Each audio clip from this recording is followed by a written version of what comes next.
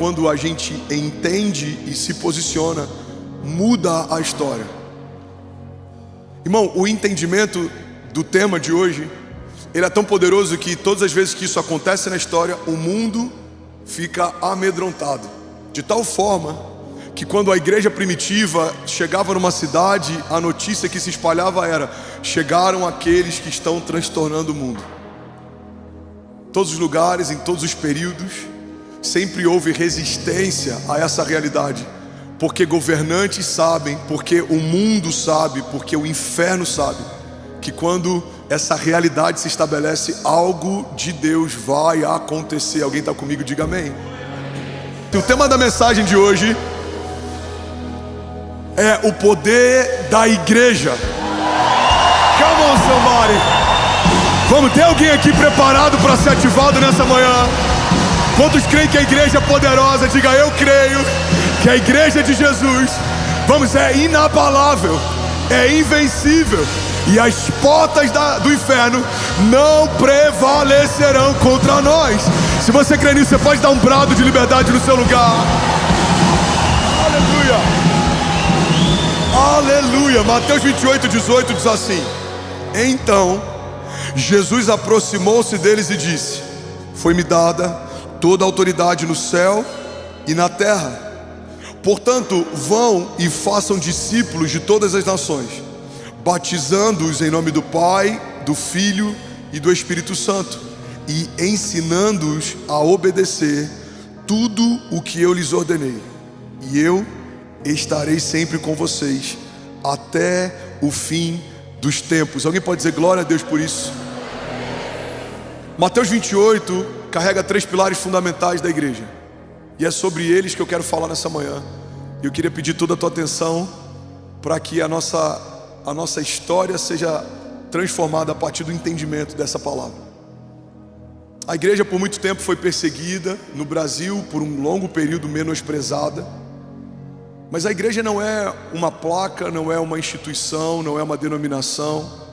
A igreja é o corpo vivo de Jesus. E o corpo de Jesus, ele é imparável, ele é inabalável, ele é ilimitado. Quando estamos ajustados a esse corpo, quando não somos mais um item acessório, mas fazemos parte desse corpo, experimentamos a multiforme graça, homens diferentes, debaixo de uma unção diferente, de um chamado diferente, caminhando sobre o mesmo propósito e vivendo aquilo que seria impossível naturalmente. A igreja de Jesus, ela por muito tempo foi perseguida, menosprezada, porque de fato é assustador ver a força que tem a união de tantas pessoas debaixo do mesmo propósito. Nenhum governo segura, nenhum governador, nenhum rei, nenhum faraó conseguiu deter o poder da igreja. Isso não mudou, a igreja continua poderosa. O problema é que muitas vezes esquecemos o que é vocação e chamado de Deus para a igreja, e queremos entrar em assuntos e pormenores que não fomos chamados para nos envolver. Muitas vezes a igreja se tornou muito mais um lugar para discutirmos usos e costumes ou agendas próprias da nossa própria denominação, que ao invés do evangelho ser pregado, em muitos momentos da história do Brasil, a gente viu igrejas evangélicas que usaram o púlpito como palanque político, ou usaram o púlpito como plataforma para uma agenda ideológica, ou para defender doutrinas. Mas a igreja de Jesus vai muito além disso. A igreja de Jesus é o corpo vivo de Jesus, que opera milagres, sinais e maravilhas, e que se tornou, a partir do sangue do Cordeiro, inculpável e livre de qualquer acusação. Alguém comigo aqui, diga amém. E Mateus 28 fala sobre 3 pilares fundamentais, e é a partir desses 3 pilares que eu quero que a gente se mova hoje. Primeira coisa que Jesus deixa claro em Mateus 28 é que ele delegou para a igreja dele a sua autoridade. Fala comigo: Jesus delegou a autoridade. Irmão, a autoridade que Jesus delegou para a igreja, ela está acima da morte, das doenças, da enfermidade, da escassez, da falta, dos principados, das potestades, dos cativeiros, das correntes. A autoridade que Deus confiou para a igreja é uma autoridade que não pede licença. Mas muitas vezes a gente está tão acostumado com essa fé que vive em busca do livramento, do escape, que a gente não sabe exercer governo e autoridade.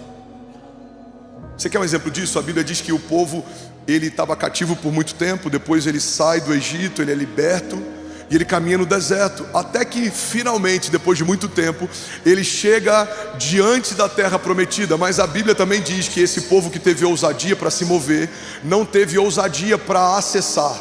Eles estão diante da promessa, eles chegaram diante da promessa, mas eles não têm coragem de invadir aquele lugar. Os gigantes são muito grandes, os inimigos são muitos, eles são fortificados. E é interessante porque a gente percebe que um povo que por muito tempo se acostumou a viver pelo livramento, mesmo estando diante da terra prometida, não teve coragem de se mover e governar, de se mover e acessar. Irmão, guarda isso aqui em nome de Jesus. Tem uma parte da igreja que conhece e confia no Deus do livramento, mas ainda não consegue caminhar debaixo de autoridade e de governo. E é sobre isso que eu quero falar nessa manhã. Alguém está comigo? Diga amém. Os diáconos, se puderem me ajudar, tem bastante criança agitada hoje, talvez por causa do frio. Me ajuda, por favor, porque eu estou tendo um desafio de conseguir me concentrar, mas vai dar certo, a gente vai chegar lá. A autoridade confiada por Deus para a igreja é uma autoridade que não pede licença. E muitas vezes a gente ora quase como pedindo para que o inferno saia de lugares que a gente deveria passar por cima. Você quer um exemplo? A oração por cura. Muitas vezes a gente pede, se possível for, que essa doença cesse, quando na verdade a oração por cura, você não deve pedir por uma cura que já foi liberada em Isaías 53. Você deve cancelar um espírito de enfermidade que está tentando paralisar uma herança que já é sua. Então a cura não é Deus, se for a tua vontade, faça. Deus está dizendo, é a minha vontade, eu já fiz. O meu filho sangrou no madeiro e o sangue dele é suficiente para gerar cura sobre toda enfermidade. Isaías 53 já se cumpriu, certamente o meu filho sangrou e foi colocado sobre ele todo o juízo e toda a culpa, para que pelas pisaduras dele vocês fossem sarados. Então a vontade de Deus é vida, a vontade de Deus é cura, a vontade de Deus é liberdade, a vontade de Deus é frutificação. Essa é a vontade de Deus. Então quando oramos por cura, não pedimos licença, damos ordem em nome de Jesus. Que todo espírito de enfermidade cesse, que toda palavra contrária seja quebrada, que toda arma forjada contra nós seja desfeita, elas não prosperarão. Alguém comigo diga amém. A autoridade que Deus confiou à igreja não é para pedir algo para o inferno, é para comunicar algo que já foi estabelecido nos céus. Os seus filhos são herança do Senhor. Você em Jesus é mais do que vencedor. O sangue de Jesus é suficiente. E debaixo desse entendimento caminhamos com autoridade. Ligamos e desligamos na terra coisas que serão ligadas e desligadas nos céus. Alguém está comigo? Diga amém. Lucas 4:18 diz: o Espírito do Senhor está sobre mim, porque Ele me ungiu para pregar boas novas aos pobres e me enviou para proclamar liberdade aos presos e recuperação da vista aos cegos, e para libertar os oprimidos e proclamar o ano da graça do Senhor. A gente usa esse termo poder e autoridade muitas vezes como se fossem a mesma coisa. Deus nos deu poder e autoridade, mas são coisas diferentes. Tem gente que tem poder mesmo sem ter uma autoridade estabelecida. Tem gente que tem autoridade porque tem um cargo ou ocupa um posto, mas não tem tanto poder assim para gerar mudanças. Mas a igreja de Jesus, ela recebeu poder e autoridade. Poder é o dunamis de Deus, é o poder explosivo que gera mudanças. É uma matéria nova gerada a partir da fé, é uma nova realidade que se sobrepõe a uma realidade existente. Não é um tumor deixando de ser tumor, mas é um tumor que existia sendo expelido. Não é uma notícia ruim deixando de ser ruim, mas é uma boa nova vindo sobre uma notícia antiga. Não é que aquilo que doía não vai deixar de ser dor, é Deus removendo o motivo pelo qual você sentia dor.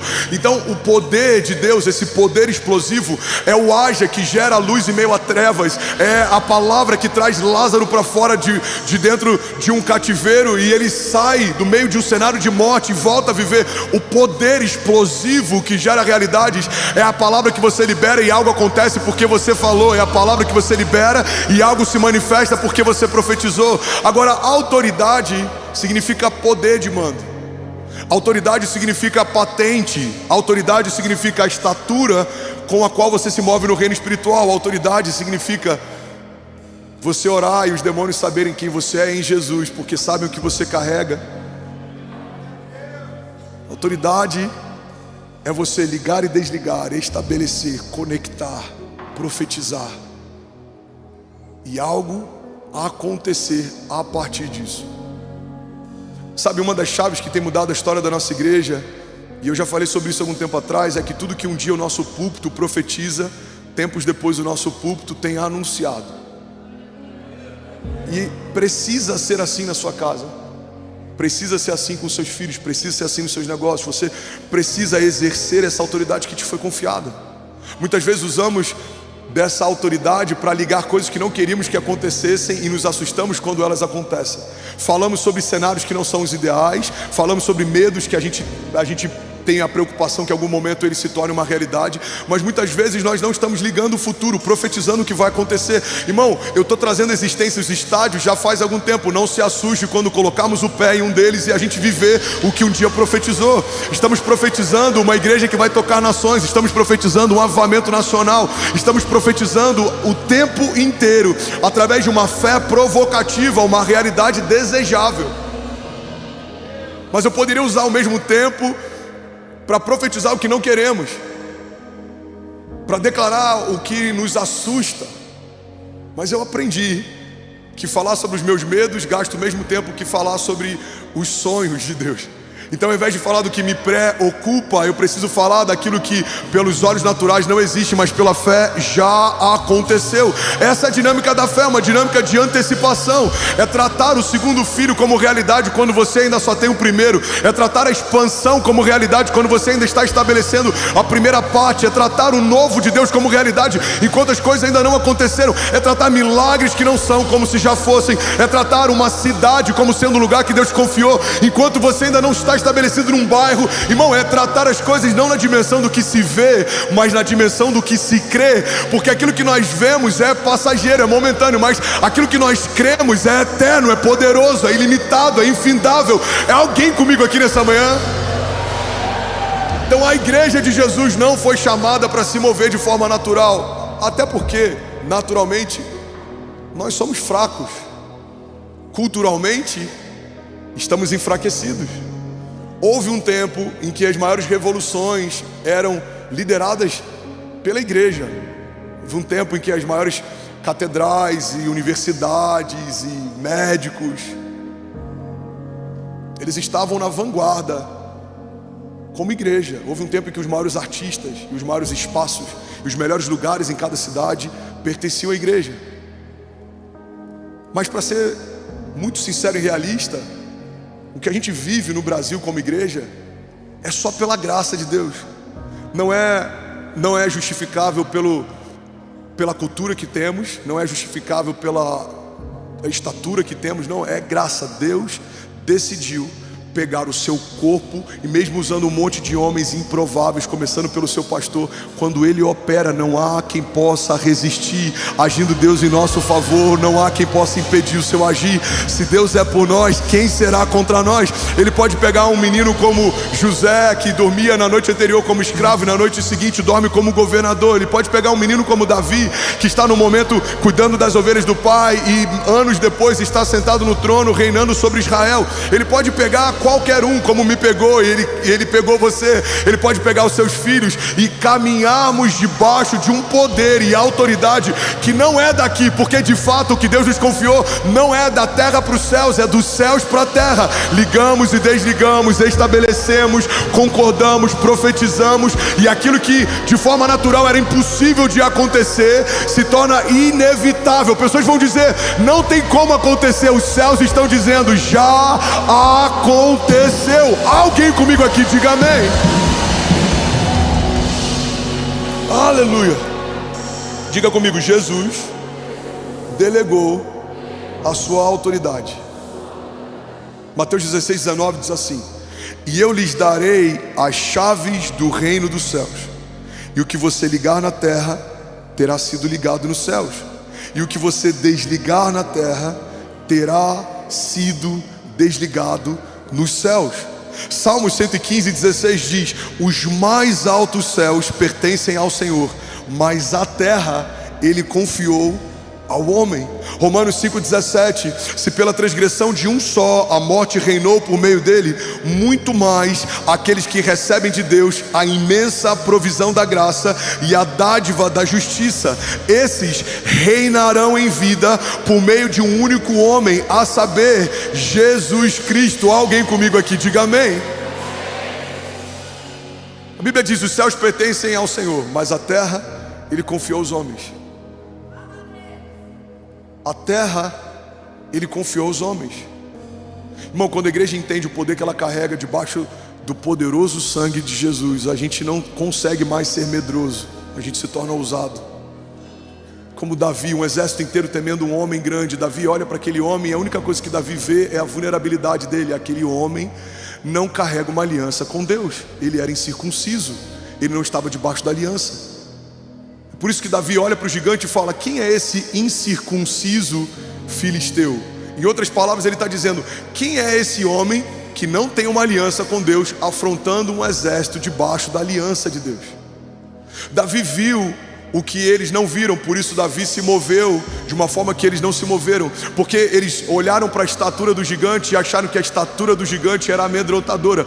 Davi viu a ausência de uma aliança e viu que a ausência de uma aliança era um ponto vulnerável que ele poderia acessar. Então ele vai na força do Senhor, ele pega algumas pedras e vai diante de um homem grande, mas o que Davi vê é só um homem desprotegido. Irmão, guarda isso em nome de Jesus. A aliança de Deus te protege, a aliança de Deus te guarda, a aliança de Deus é o que mantém você escondido. Ele é refúgio, fortaleza, socorro presente na hora da angústia. Mas os seus inimigos estão vulneráveis, não há aliança de Deus sobre eles. O tumor não tem uma aliança com Deus, a morte não tem uma aliança com Deus, a escassez não tem uma aliança com Deus, principados não tem uma aliança com Deus, potestades não tem uma aliança com Deus. Então quando o inferno se move contra você, você precisa entender que aquilo que se levanta contra você não é maior do que aquilo que habita em você. Na igreja de Jesus, o mesmo poder que ressuscitou Jesus Cristo dos mortos. Então não há aliança de Deus com os seus inimigos. Eles virão contra você por um caminho, mas por 7 caminhos eles fugirão. Serão confundidos, como Josafá, que levanta o ministério de adoração à frente da sua guerra, e quando chega no campo de batalha, a Bíblia diz que os seus inimigos se confundem, começam a se degladiar entre si, e quando eles chegam para lutar, não há mais o que lutar, porque os seus inimigos já se derrotaram a si mesmos. Deus está chamando uma igreja que vai se posicionar, e os nossos inimigos se confundirão, e eles mesmos se degladiarão. Você não vai precisar sujar suas mãos com o sangue inimigo. Os seus inimigos aqui serão sucumbidos pela palavra que você carrega. Toda palavra maldita liberada sobre você, todo espírito de morte, toda ansiedade, depressão, todo laço que tenta te paralisar, toda maldição hereditária que acompanhou a tua casa até aqui, nós declaramos frustrados os planos do inferno sobre você. Você é ungido por Deus, guardado por Ele, você foi lavado pelo sangue de Jesus e é suficiente. Alguém comigo aqui, diga amém. Aleluia. Então fala comigo, diga: Deus me deu poder e autoridade para ligar e desligar, estabelecer, profetizar, avançar sem medo, e as portas do inferno não prevalecerão contra mim. Diga: não há cadeias, correntes, grilhões que suportem o peso da glória de Deus. Diga: todo cativeiro quebrado agora, em nome de Jesus. Toda tempestade cessando agora, em nome de Jesus. Todo levante do inferno recuando agora, em nome de Jesus. Diga: tudo que estava desalinhado, fora de ordem, diga: nós damos uma ordem, que o caos cesse agora, em nome de Jesus. Que a paz de Deus, que excede todo entendimento, seja sobre a minha casa e sobre os meus. Diga: que a riqueza de Deus, que não acrescenta dores, seja derramada sobre mim. Diga: que os planos de Deus governem os meus planos. Que a vontade de Deus seja sobre a minha vontade. Que seja feito na terra, assim como é feito nos céus. Diga: e nós avançaremos. Vamos, igreja, declare com autoridade. Diga: avançaremos romperemos em fé, andaremos sobre as águas. No meio da crise, prosperaremos ainda mais, porque nós não somos daqui. A nossa resposta e o nosso socorro vem dos céus. Diga: eu e a minha casa pertencemos ao Senhor, serviremos ao Senhor e viveremos ainda esse ano o maior romper da nossa história, em nome de Jesus. Se você crê nisso, você pode celebrar Jesus no seu lugar. Vamos, se for para Jesus, você pode fazer melhor. Será que alguém pronto aqui pode fazer barulho? Aleluia! Quantos estão prontos para caminhar debaixo de poder e autoridade? Quando Deus confiou à igreja poder e autoridade, eu vou usar uma analogia aqui. É como se o timbre da voz de Jesus agora revestisse o timbre da sua voz. É por isso que quando você fala, o inferno não te ouve, ele ouve Jesus falando. Quando você dá uma ordem, não é a sua ordem, é uma ordem de Jesus sendo liberada através de você.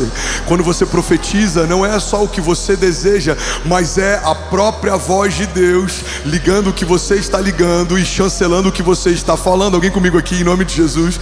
É por isso que quando você declara, profetiza, a Bíblia diz que nos foi dada a autoridade para ligar e desligar. Essa autoridade não era nossa, não poderia ser comprada, não poderia ser conquistada, mas militamos debaixo de uma procuração a partir dessa autoridade. Então quando chegamos no reino espiritual e falamos algo, o inferno poderia até perguntar: mas quem é que está falando? Você vai pegar uma procuração que está revestida pelo timbre da própria voz de Deus, e você está dizendo: é o próprio Deus falando através de mim. Seja, haja, se abra, aconteça, recue, cesse agora, em nome de Jesus. Alguém comigo aqui diga amém.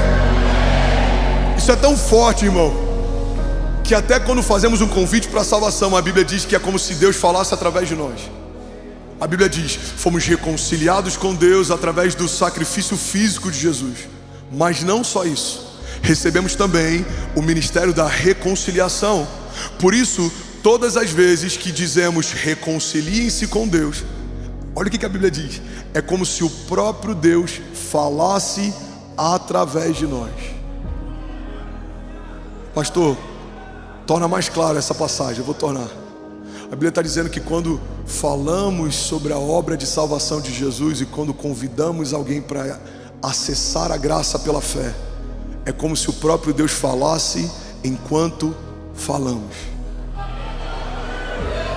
É como se no momento do apelo, quando a gente fala feche teus olhos, você quer entregar a sua vida para Jesus, dê um passo à frente, a gente quer orar por você. A Bíblia está dizendo que é um homem falando, mas é a voz de Deus que está sendo ouvida. É um homem profetizando, mas é a voz de Deus que está sendo ecoada. Alguém recebe isso aqui em nome de Jesus? Você pode celebrar Jesus no seu lugar.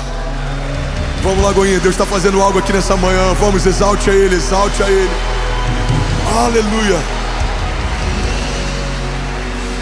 E é por isso que a Bíblia diz que somos mais do que vencedores, porque a nossa vitória não vai ser conquistada na próxima batalha. A nossa vitória já foi conquistada na batalha da cruz.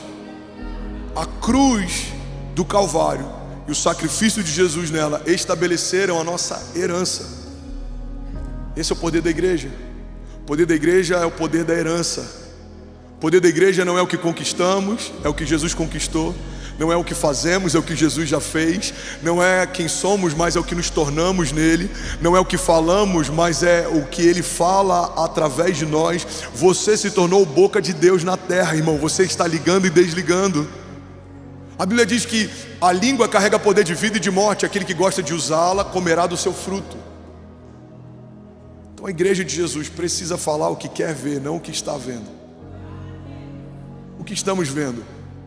Caos, medo, ideologia de gênero, aborto, crise de identidade. Não. O que queremos ver? Uma geração salva, os nossos filhos caminhando nos caminhos do Senhor, as portas do inferno fechando e as portas de Deus se abrindo com portas de milagres, recursos, provisão. Queremos ver vidas batizadas nas águas, queremos ver famílias restauradas, casamentos restaurados. Então para de falar o que você está vendo, começa a falar o que você quer ver. Use bem do poder e da autoridade que te foi confiada. Gênesis é um exemplo da dinâmica criativa de Deus. Ele vê trevas, mas ele fala luz. Pega isso aqui, irmão. Deus vê trevas, mas ele fala luz. Ele vê uma terra sem fome e vazia, mas ele fala separação de uma porção seca de uma porção molhada. Ele vê esterilidade, não havia nenhuma espécie, mas ele fala a vida. Todos os seres sejam multiplicados segundo a sua espécie, todas as árvores multipliquem-se segundo a sua espécie, aves dos céus, peixes do mar. Então a dinâmica criativa de Deus e o poder e a autoridade que Ele usa não é para dizer o que está vendo, porque isso é relatório, é para profetizar o que Ele quer ver. Isso é voz profética. Tem muito crente que está se tornando especialista em criar relatórios. A igreja está assim, a minha casa está assim, o mercado está assim. Deus não te chamou para dar relatórios, Deus te chamou para profetizar. Abre a tua boca e profetiza. Um profeta é levado por Deus até um vale de ossos secos. Ele vê um vale de ossos secos, existe morte, os ossos estão ressequidos, não tem como nada acontecer. Mas a partir do momento que o profeta profetiza o que quer ver, algo novo acontece. Vale de ossos secos, ouçam o que diz a voz do Senhor, voltem a viver. E um vale de ossos secos se tornou um exército forte e poderoso. Alguém comigo aqui, diga amém. Eu tenho 10 minutos, eu preciso correr. Alguém está recebendo algo de Deus aqui nessa manhã? De verdade, alguém pode celebrar Jesus aqui nessa manhã? Aleluia. Segundo pilar fundamental da igreja. Ainda bem que eu vim, Jesus. Jesus delegou sua autoridade, Jesus deixou a sua mensagem. A mensagem que a igreja carrega é o tema principal e mais importante do que qualquer outro tema que a gente possa falar. Podemos falar sobre política, devemos falar sobre política. Podemos falar sobre negócios, devemos falar sobre negócios. Podemos falar sobre relacionamento, devemos falar sobre relacionamento. Porque a igreja toca toda a criatura e a nossa dinâmica de vida prática, ela tem todas as orientações de conduta, de pensamento, de caráter, de conjunto de ideias, tudo isso foi estabelecido pela palavra. Mas a mensagem central do Evangelho fala sobre reconciliação, de um escravo que se torna filho, de um cativo que pelo sangue de Jesus se torna livre, de alguém que foi separado pelos seus maus pensamentos, mas através do sacrifício de Jesus foi reconciliado com Deus.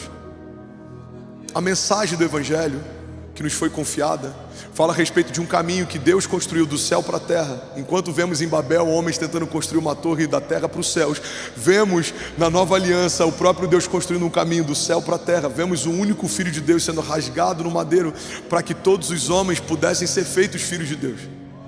E é essa mensagem que salva o cativo, essa mensagem que gera salvação, transformação de vida, metanoia, mudança de mente, mudança de identidade, mudança de natureza.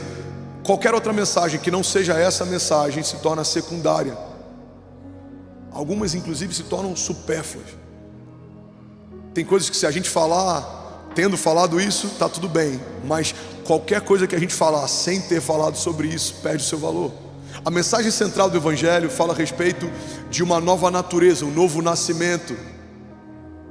E quando falamos do poder da igreja, a gente precisa entender que o poder da igreja não está em animar pessoas, não está em ajudar pessoas, embora tudo isso seja bom.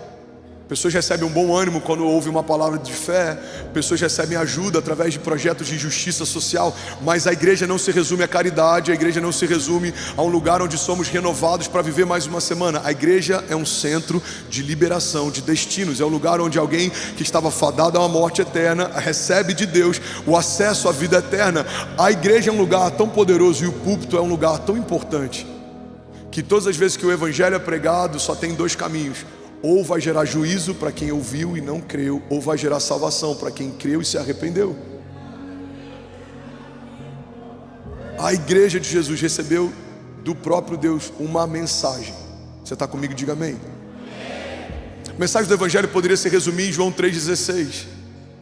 Porque Deus amou o mundo de tal maneira que entregou o seu único Filho, para que todo aquele que nele crê não pereça, mas tenha a vida eterna.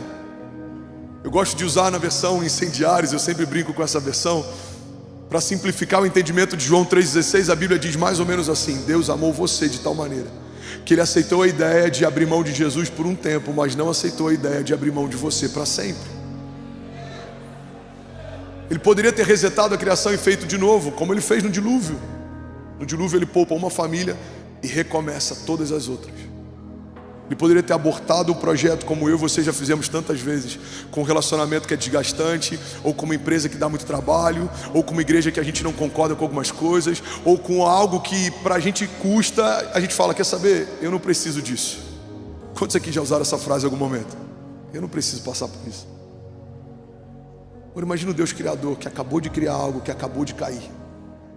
Ele estabelece dois homens, homem e mulher, dois seres, e acabaram de cair no jardim. Deus poderia ter falado, tá bom, vamos lá, de novo. E se caísse de novo, vamos lá, mais uma vez, de novo. Mas não é isso que a história diz. A história diz que antes da fundação do mundo ele já havia preparado o cordeiro. Antes do homem pecar, ele já havia preparado o escape. Antes de nos afastarmos, ele já havia preparado um plano de reconciliação. Antes de nos perdermos, ele já havia preparado um projeto para nos encontrar.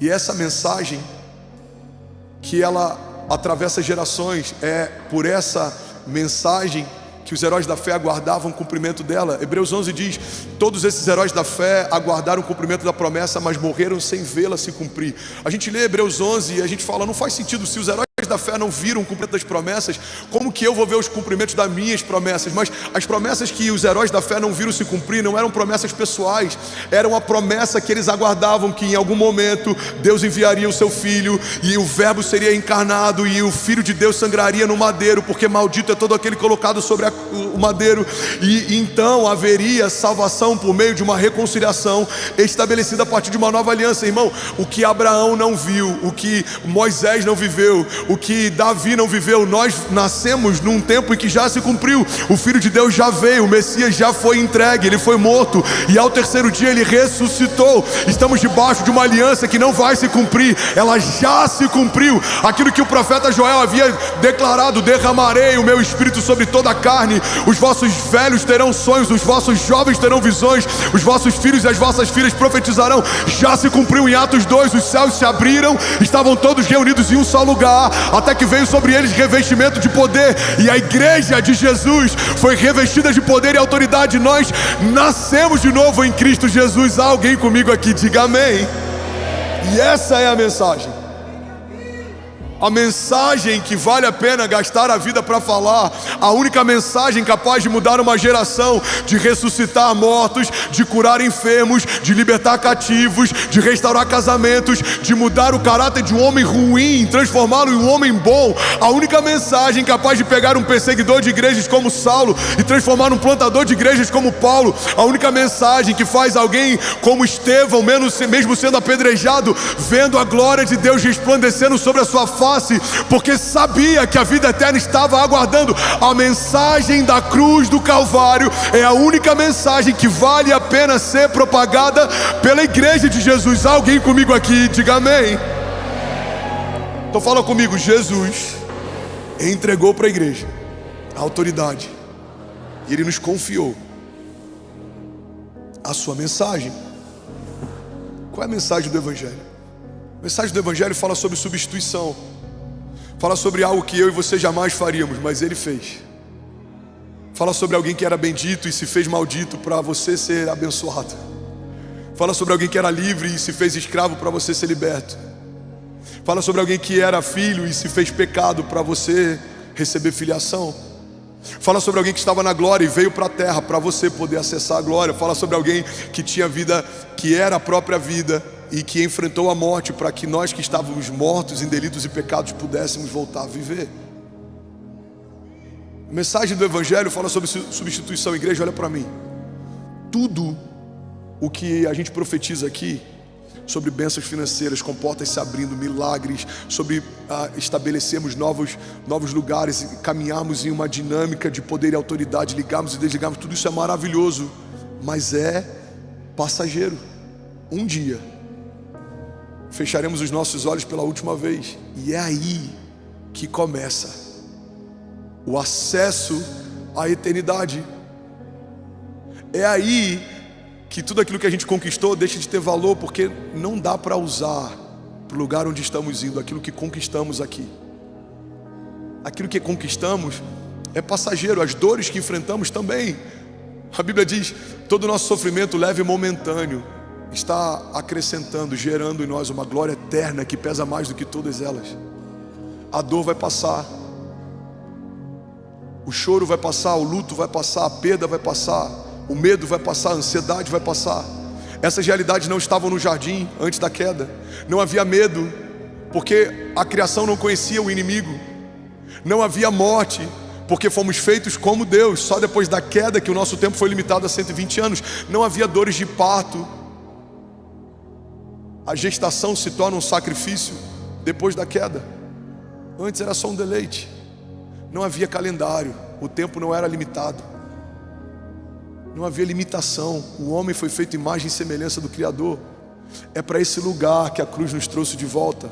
A cruz nos trouxe de volta para um lugar como se o pecado nunca tivesse existido. A cruz restaurou em nós a imagem e semelhança do Criador. Os céus olham para alguém que foi lavado pelo sangue de Jesus e vem o próprio Cristo nele. Não é mais você que é visto, é Cristo em você. Não é mais sobre o que você quer viver, é sobre o que Deus quer fazer em você. Não sou mais eu quem vivo, mas Cristo vive em mim. Alguém comigo aqui em nome de Jesus, diga amém. Alguém que pode celebrar Jesus aqui nessa manhã. Vamos, alguém aqui que ama a mensagem da cruz, alguém aqui que é apaixonado por essa palavra. Somos mais de 22 mil famílias conectadas. Você pode celebrar Jesus. São mais de 11 nações online com a gente agora. Romanos 8:1 diz assim: portanto, agora já não há condenação para os que estão em Cristo Jesus, porque por meio de Jesus a lei do Espírito de vida me libertou da lei do pecado e da morte. Irmão, guarda isso aqui em nome de Jesus. Quando éramos escravos do pecado, estávamos livres da lei. Não precisávamos cumprir a lei. Mas agora que fomos reconciliados, estamos livres do pecado e somos escravos de Deus.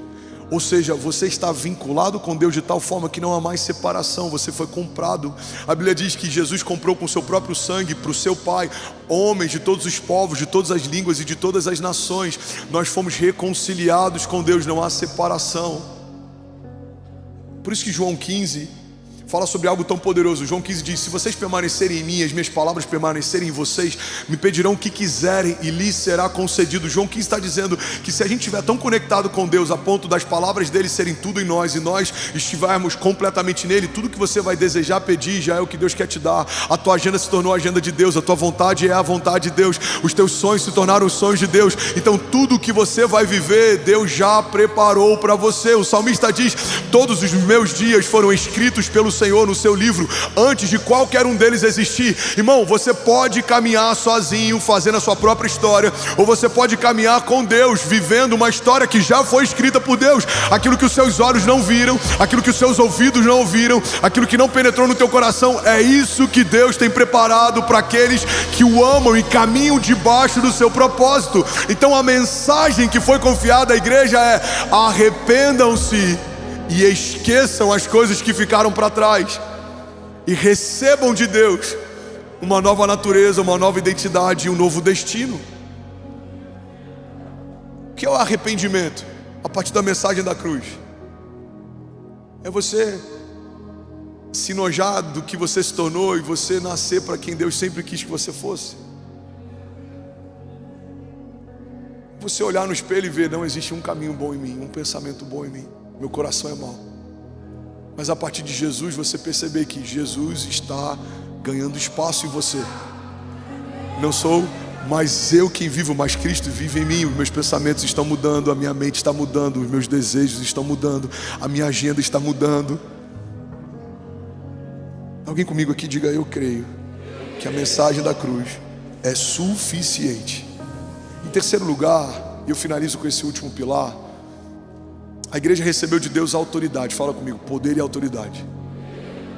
A igreja recebeu poder e autoridade para ligar e desligar, estabelecer, profetizar, caminhar acima de principados e potestades. Efésios 6:10, a nossa batalha não é contra a carne ou contra o sangue, mas contra principados e potestades nas regiões celestiais. Nós recebemos de Deus armaduras. Nós fomos comissionados por Deus através de uma procuração. Você em Deus é poderoso, irmão. Você em Deus é invencível. Você em Deus é inabalável. Você em Deus é ilimitado. Recebemos dele também a sua mensagem. Ele nos confiou uma mensagem. E esse é o chamado universal de todo aquele que foi salvo. Ide por todo mundo, pregue o evangelho, façam discípulos, batizem em meu nome. E o terceiro pilar fundamental da igreja, e glória a Deus por isso, é que ele nos prometeu a sua companhia. Alguém pode dizer glória a Deus por isso? Mateus 28:18, que é o texto central da mensagem de hoje, e eu vou ler para a gente finalizar. Diz assim: então Jesus aproximou-se deles e disse: foi-me dada toda a autoridade no céu e na terra. Portanto, vão e façam discípulos de todas as nações, batizando-os em nome do Pai, do Filho e do Espírito Santo, e ensinando-os a obedecer a tudo o que eu lhes ordenei. Essa é a mensagem. E o terceiro pilar: e eu estarei sempre com vocês até o fim dos tempos. Alguém pode dizer glória a Deus por isso? Eu, se fosse você, estava celebrando com mais força. Eu estarei com vocês até o fim dos tempos. Igreja, pega isso aqui em nome de Jesus. Não existe nada mais poderoso no reino de Deus do que a presença do Rei. Olha para mim. Não existe nada mais poderoso no reino de Deus do que a presença do Rei. Porque um reino sem rei não se sustenta. Um reino sem rei tem leis, tem regras, mas não tem a presença. A companhia que nos foi confiada e garantida é a resposta para qualquer desafio que você tenha. Por que as coisas vão cooperar, pastor? Porque a presença de Deus habita em você. Por que os inimigos vão bater em retirada? Porque a presença de Deus habita em você. Por que as portas vão se abrir sem que eu faça força? Porque a presença de Deus habita em você. Porque a presença de Deus habita em você. Você não foi chamado por Deus para ser uma pousada de Deus. Você foi chamado por Deus para ser uma morada de Deus. Ele não te visita, Ele habita em você. É algo que é estabelecido, é para sempre. Deus, Ele escolheu habitar em você. O Deus que chama as estrelas pelo nome e elas se apresentam enfileiradas, é o mesmo Deus que se apequenou, e eu coloco entre 3 aspas, para caber dentro da sua própria criação. Irmão, o Deus que fez os fundamentos da terra, o Deus que estabeleceu o cosmos, o Deus que fez todas as coisas que existem quando nada existiu, esse mesmo Deus que é tão grande a ponto de passear na eternidade e estabelecer tudo mesmo quando nada existe, Ele decidiu se apequenar para caber dentro da sua própria criação. Deus habita em você, Deus habita em você, a vida de Deus habita em você. Você é morada de Deus, você é tabernáculo de Deus. Ele tabernaculou entre nós, Ele habita em você. O seu coração foi feito um altar. É por isso que nós chamamos o palco de palco. Pastor, isso aqui é um altar? Não, isso aqui é um palco, porque o altar de Deus é você, é o teu coração. É nesse lugar que Ele é adorado, é nesse lugar que Ele foi centralizado, é nesse lugar que Ele foi estabelecido. Por isso nós abrimos o nosso coração para Ele habitar e reinar e governar. Alguém comigo aqui, diga amém. Por isso que eu sempre chamo auditório de auditório. Pastor, lá no templo 3, lá no santuário. Não, santuário somos nós. Não, o templo é você, a habitação de Deus é você. Isso é só auditório. Você pode pintar o auditório, você pode modificar o auditório, você pode usar para outro fim o auditório, mas você não, você é uso exclusivo de Deus. Não há outro fim de uso em você. Você não serve para mais nada além de ser filho de Deus. Você foi ungido por Deus, você é propriedade de Deus. Há um selo sobre você, há uma patente sobre você, há alguém que governa você, e Ele é dono de tudo, e Ele é proprietário de tudo, e ainda assim te deu autoridade para que você usufrua. Você foi feito herdeiro de Deus, co-herdeiro em Cristo Jesus. Então Ele é ciumento, Ele não abre mão de você, Ele não negocia você, Ele não empresta você, Ele não aluga você. Auditórios são alugados, cedidos, emprestados. Você não. Deus não abre mão de você. Alguém comigo aqui em nome de Jesus?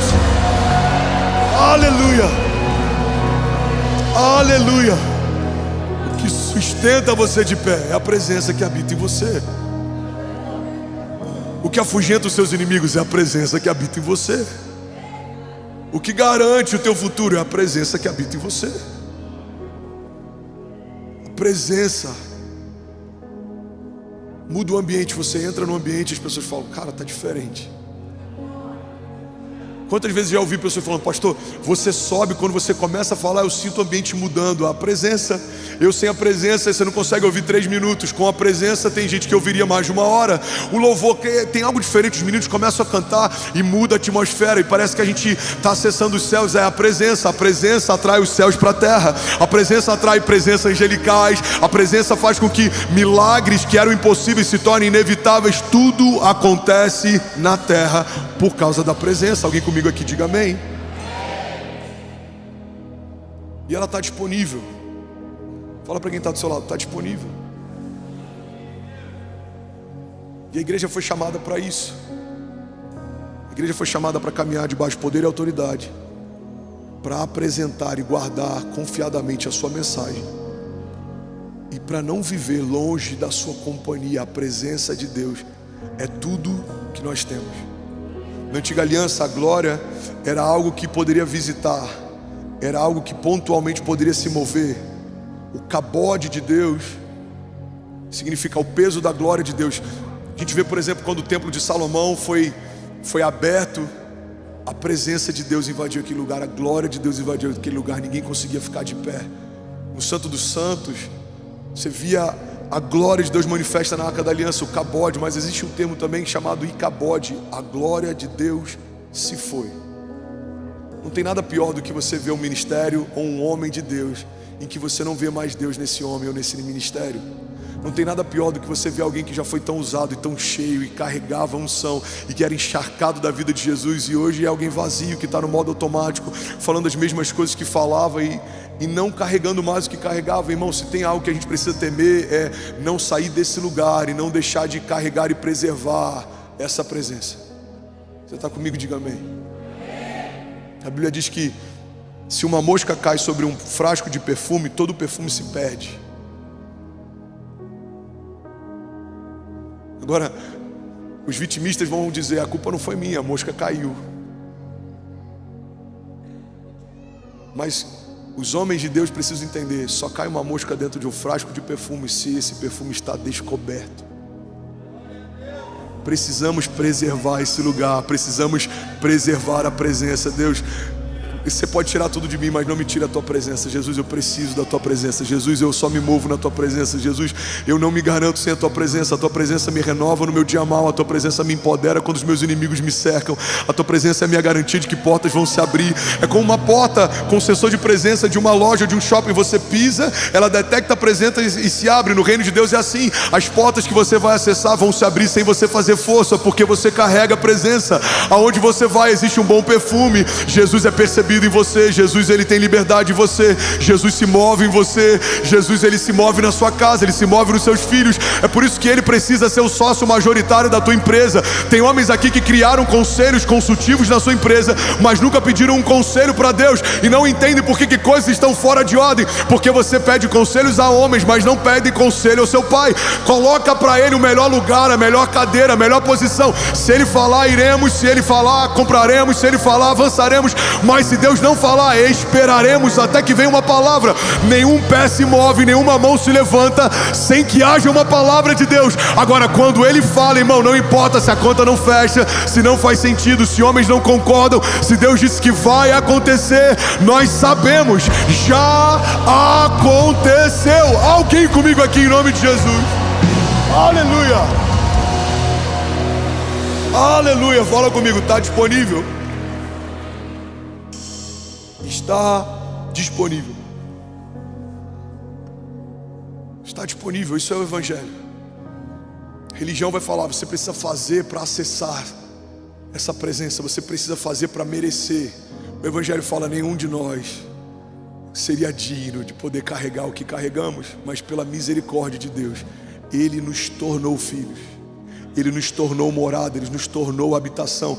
Olha o que a Bíblia diz em Mateus 23:13. Ai de vocês, mestres da lei e fariseus, hipócritas, vocês fecham o reino dos céus diante dos homens, vocês mesmos não entram, nem deixam entrar aqueles que gostariam de fazê-lo. Religião coloca tantas coisas para que possamos acessar isso. O Evangelho fala: vinde a mim todos vós que estáis cansados e sobrecarregados, e eu vos aliviarei. O reino de Deus está disponível e Ele está próximo. Olha o que a palavra de Deus diz em Lucas 17:20. Certa vez, tendo sido interrogado pelos fariseus sobre quando viria o reino de Deus, Jesus respondeu: o reino de Deus não vem de modo visível, nem se dirá aqui está ele ou lá está ele, porque o reino de Deus está entre vocês. Irmão, pega isso aqui. Aleluia. Quando Jesus fala que o reino de Deus está entre nós, Ele está falando não só de um período vindouro, mas Ele está falando de proximidade. Se alguém do seu lado carrega a vida de Deus, o reino de Deus está bem perto de você. O reino de Deus está entre vocês.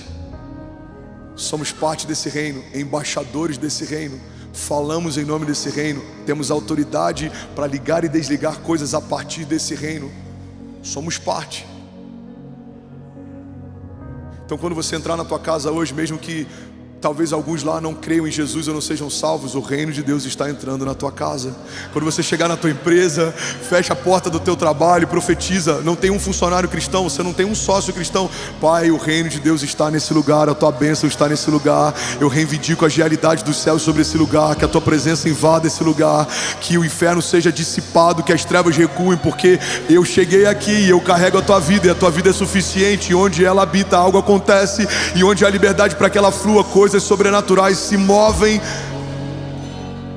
Você recebeu de Deus, e eu preciso finalizar, fica de pé no seu lugar. Poder e autoridade. Nos foi confiado uma mensagem, e Ele garantiu para nós a sua companhia. Você não está sozinho. Feche teus olhos no teu lugar, eu quero orar com você. Enquanto o instrumental lidera a gente, você que é batizado com o Espírito Santo, seja livre. 23 mil famílias online, talvez a gente seja 46 mil pessoas, talvez sejamos 50 mil pessoas ao mesmo tempo aqui, debaixo desse mesmo Espírito. Feche teus olhos em nome de Jesus. A Bíblia diz que quando 2 ou mais estiverem reunidos no nome dEle, lá Ele estará. A Bíblia diz que quando concordarmos a respeito de qualquer coisa debaixo dos céus, assim será feito.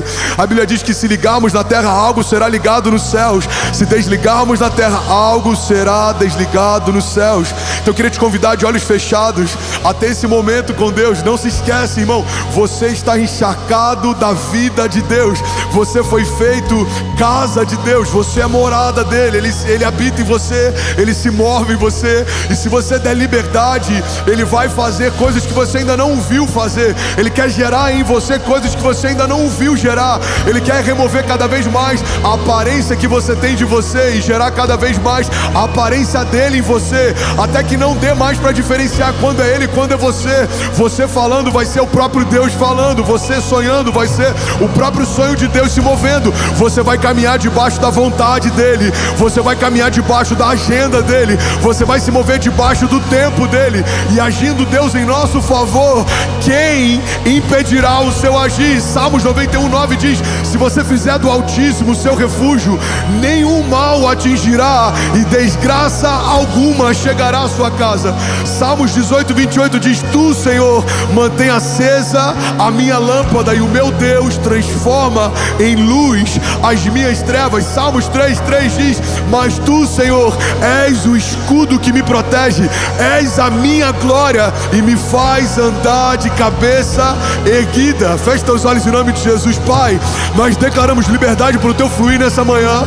Nós declaramos liberdade para o teu mover nessa manhã. Remove, Jesus, toda a cadeia, remove todo o sofisma, remove toda a mentira que nos impede de nos movermos, de nos lançarmos, de confiarmos mais. Jesus, nós declaramos como um batismo nessa manhã acontecendo sobre cada um de nós.